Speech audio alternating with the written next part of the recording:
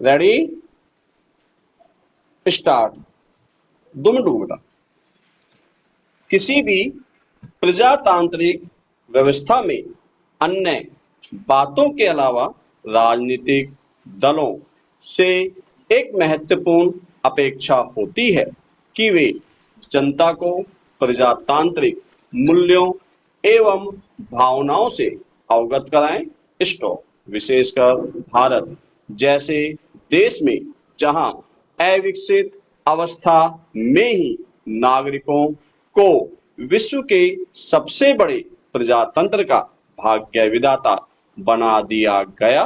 Stop. अशिक्षित भूखी नंगी जनता को एक सपाट व्यस्क मताधिकार के तहत एक उत्तरदायी विधायिका एवं उसके द्वारा एक कल्याणकारी कार्यपालिका के गठन का अधिकार दे दिया गया।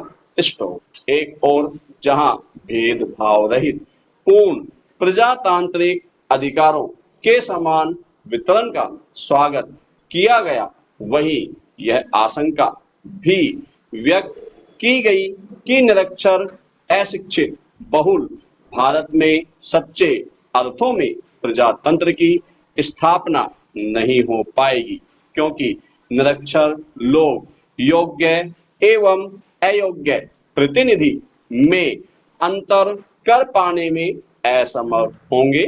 स्टॉप। ऐसे में यह आशा की गई कि विभिन्न राजनीतिक दल निरक्षर जनता को प्रजातांत्रिक मूल्यों की दीक्षा देंगे। Stop para. परंतु 1952 ईस्वी से 2014 तक 16 बार लोकसभा का गठन हो चुका है। राज्यों में दर्जनों बार विधानसभाएं गठित हुई, पर प्रजातांत्रिक भावना अब तक हमें नजर नहीं आई।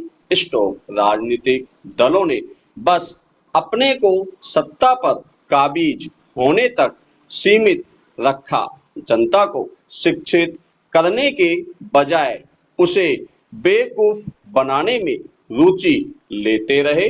राजनीतिक दलों ने गरीब भारतीय जनता से भी लेने की ही नीयत हमें दिखाई। हमें वोट दो, उसे वोट मत दो। Stop para. भारत का संविधान नागरिकों को समुदाय या संघ बनाने की स्वतंत्रता देता है और राजनीतिक दलों का गठन भी इसी आधार पर संवैधानिक अधिकार है। स्टॉप। यहाँ तक कि हमारा संविधान जाति एवं धर्म के आधार पर भी समुदाय या संघ के गठन से नागरिकों को निवारित नहीं करता। स्टॉप। जाहिर है कि राजनीतिक दलों का गठन भी इन आधारों पर हो सकता है और इस आधार पर वोट भी मांगे जा सकते हैं। Stop para. ऐसा नहीं है कि भारत एक बहुदलीय व्यवस्था वाला देश है। स्टॉप। परंतु भारत में बहुदलीयता अतिदलीयता की हद को भी पार कर चुकी है, जो हमारे हित साधने के बजाय प्रशासनिक दिक्कतों एवं राजनीतिक संघर्षों को ही जन्म देती है। स्टॉप। संवैधानिक अधिकारों के दुरुपयोग का इससे बड़ा उदाहरण और कुछ नहीं हो सकता। Stop para. कोई भी राजनीतिक दल कुछ सिद्धांतों पर गठित होता है, उसके कुछ लक्ष्य होते हैं, उसकी कुछ नीतियां होती हैं और अपने इन सिद्धांतों, लक्ष्यों, नीतियों को कार्यान्वित करने के लिए वह सत्ता पर काबिज होने की कोशिश करता है। अर्थात सत्ता एक साधन होती है साध्य तक पहुंचने के लिए, परंतु दुर्भाग्यवश आज साधन ही साध्य बन गया है। सारे सिद्धांत, सारे लक्ष्य और सारी नीतियां बस सत्तासीन होने के लिए दिख पड़ती है।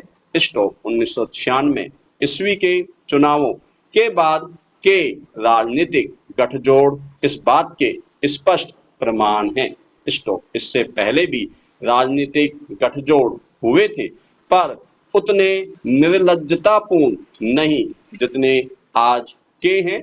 स्टॉप। हालांकि वर्ष 2014 के आम चुनाव में जनता ने गठबंधन सरकार की प्रवृत्ति को फिर से तोड़ा और भारतीय जनता दल को स्पष्ट बहुमत प्रदान किया।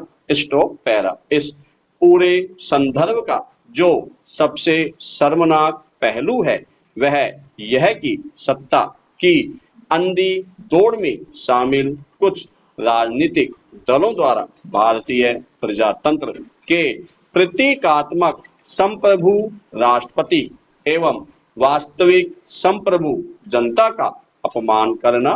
स्टॉप। त्रिशंकु संसद में सरकार बनाने की अपनी संवैधानिक जिम्मेदारी के तहत अपने विवेकाधीन अधिकार एवं संसदीय परंपरा के आधार पर महामहिम राष्ट्रपति द्वारा सबसे बड़े राजनीतिक दल को सरकार बनाने के लिए आमंत्रित किया जाता है। स्टॉप। प्राय कुछ राजनीतिक दलों द्वारा राष्ट्रपति के इस निर्णय की आलोचना संवैधानिक मर्यादाओं से बाहर जाकर और भद्दे रूप में की जाती है। स्टॉप। प्रजातांत्रिक व्यवस्था में जनादेश का सम्मान करना हर राजनीतिक दल का कर्तव्य होता है। स्टॉप। परंतु हार से बौखलाए राजनीतिक दल जनता को भी गाली देने से बाज नहीं आए और वह भी धर्म एवं जाति के नाम पर। स्टॉप। कुछ ने इसे जनता का गंवारूपन कहा तो किसी ने इसके बहकावे में आ जाने का परिणाम बताया। स्टॉप। कहने की आवश्यकता नहीं कि इन दोनों स्थितियों के लिए ये राजनीतिक दल ही उत्तरदायी हैं। Stop para. एक और महत्वपूर्ण प्रश्न यह है कि क्या सारे प्रजातांत्रिक मूल्यों को समझने और उसका पालन करने का दायित्व जनता पर ही है। बार बार कहा जाता है कि जनता योग्य उम्मीदवार का चयन करे, जनता अपराधियों को मत न दे, जनता जाति एवं धर्म के आधार पर मतदान न करे, जनता प्रलोभन भय या दबाव में न आए, आदि आदि। स्टॉप। क्या आज कोई ऐसा राजनीतिक दल है जो योग्यतावाद का समर्थन करता हो? यदि करता भी है तो योग्यता की अपनी परिभाषा के आधार पर।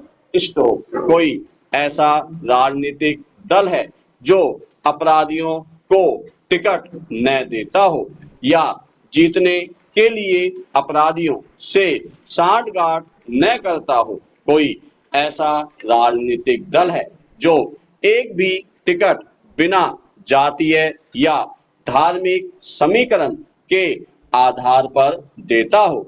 एक तरह से देश का हर संसदीय या विधानमंडलीय क्षेत्र अघोषित रूप से सुरक्षित क्षेत्र हो गया है। अमुक क्षेत्र में अमुक जाति या धर्म के मतदाता सर्वाधिक हैं, इसलिए उसी जाति या धर्म के व्यक्ति को उम्मीदवार बनाना है। स्टॉप। किसी भी प्रजातंत्र के लिए यह जितना शर्मनाक है उतना ही खतरनाक भी। Stop para. रही बात प्रलोभन भय या दबाव में न आने की, तो किस राजनीतिक दल ने इसका सहारा नहीं लिया है? अर्थशास्त्र का कौन सा नियम आज की तारीख में 2 रुपए चावल को विवेक सम्मत बता सकता है? निश्चित रूप से यह घिनौनी राजनीति का विभत्स खेल है। स्टॉप। जनता को हमेशा निकम्मा एवं बेवकूफ बनाए रखने का देश का राजकोष न हो गया, जादुई पिटारा हो गया। भय और दबाव भी किसी एक राजनीतिक दल का हथकंडा नहीं। हर राजनीतिक दल अपने सामर्थ्य एवं स्तर से इन हथकंडों के प्रयोग से चूकना नहीं चाहता। स्टॉप। जिस देश की जनता 2 जून की रोटी नहीं जुटा पाती, उस देश की जनता से प्रलोभन में न आ पाने की अपेक्षा करना बेईमानी है। स्टॉप। जिस देश में मंत्री से लेकर होमगार्ड का जवान तक नागरिकों की इज्जत एवं जान की कीमत कुछ भी न समझता हो, उस देश की जनता से भय या दबाव में न आने की अपेक्षा करना बेईमानी है। स्टॉप। That's all.